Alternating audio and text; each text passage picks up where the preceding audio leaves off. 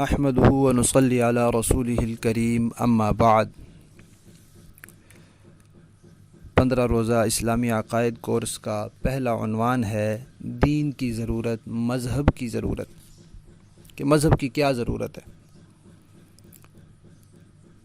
انسان اس دنیا میں موجود ہے اور دنیا میں اور بے شمار چیزیں موجود ہیں۔ یہ چیزیں خود بخود نہیں بنی، کسی نے بنائی ہیں۔ اب جو چیز کسی نے بنائی ہو، پھر اس سے پوچھنے کی ضرورت ہے کہ انہوں نے کس لیے بنائی ہے۔ اب نئی ایک چیز معرض وجود میں آتی ہے، سائنسدان بناتے ہیں، ہمیں اس سمجھ میں نہیں آتی تو ہم پوچھتے ہیں سائنسدانوں سے کہ یہ چیز کیوں بنائی ہے، اس کا کیا مقصد ہے۔ تو اسی طرح انسان کو پیدا کیا ہے تو پھر ضرورت ہے اس بات کی کہ اس ذات سے پوچھا جائے کہ اس نے انسان کو کیوں پیدا کیا، اور یہ ضرورت دین اور مذہب سے پوری ہوتی ہے، اس کے علاوہ نہیں ہو سکتی۔ پھر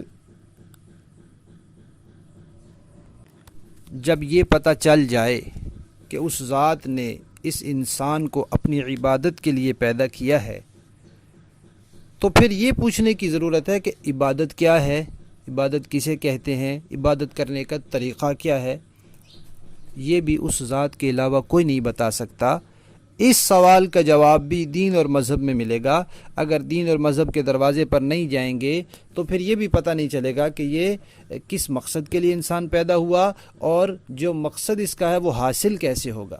اور جو چیز جس مقصد کے لیے بنائی جائے، اگر وہ اپنے مقصد کو، اصلی مقصد کو پورا نہ کرے تو وہ چیز بیکار شمار ہوتی ہے، تو پھر انسان بیکار شمار ہوگا۔ انسان کو اچھے کام کرنے اور برے کاموں سے بچنے کا حکم دیا ہے، لیکن اس کو اختیار دے دیا، طاقت دے دی، اچھے بھی کر سکتے ہیں، برے بھی کر سکتے ہیں۔ آخرت میں پھر اچھے کاموں پر اجر ہے اور برے کاموں پر سزا ہے۔ اچھے اور برے کام کیسے پتہ چلے گا کہ یہ کام اچھا ہے، یہ برا ہے؟ اس کے لیے ایک دین کی ضرورت ہے۔ پھر انسان کو اللہ تعالیٰ نے جسم دیا ہے اور اس جسم میں ایک روح رکھی ہے۔ اب یہ اپنی جسمانی ضروریات، بھوک پیاس، کپڑا، گھر، یہ تو معلوم کر سکتا ہے اپنے احساس سے، لیکن اس کی روح کی جو ضروریات ہیں وہ کیسے معلوم ہوں گی؟ اس کے لیے ایک دین کی ضرورت ہے۔ پھر انسان دنیا میں رہتا ہے، دنیا میں جتنی بھی چیزیں ہیں ان سب چیزوں کے مالک اللہ تعالیٰ ہے، اور کوئی بھی چیز مالک کی اجازت کے بغیر استعمال کرنا ایک عقلی طور پر ہر کوئی تسلیم کرتا ہے کہ کسی کی چیز اجازت کے بغیر استعمال کرنا درست نہیں ہے۔ تو دنیا کی کوئی بھی چیز انسان نے استعمال کرنی ہے تو اس کے لیے اس کے مالک سے اجازت لینی پڑے گی کہ یہ چیز آپ نے بنائی ہے، آپ کی چیز ہے، آپ اس کے مالک ہیں، ہم یہ استعمال کر سکتے ہیں یا نہیں، اور کر سکتے ہیں تو کیسے استعمال کر سکتے ہیں، اس کے استعمال کا طریقہ کیا ہے۔ جانور بنائے ہیں اللہ تعالیٰ نے، کون سے جانور کا گوشت ہم کھا سکتے ہیں، کون سے کا نہیں کھا سکتے۔ یہ دنیا میں رہنے کے لیے بھی ہمیں ایک دین کی ضرورت ہے جو دین ہمیں بتائے گا۔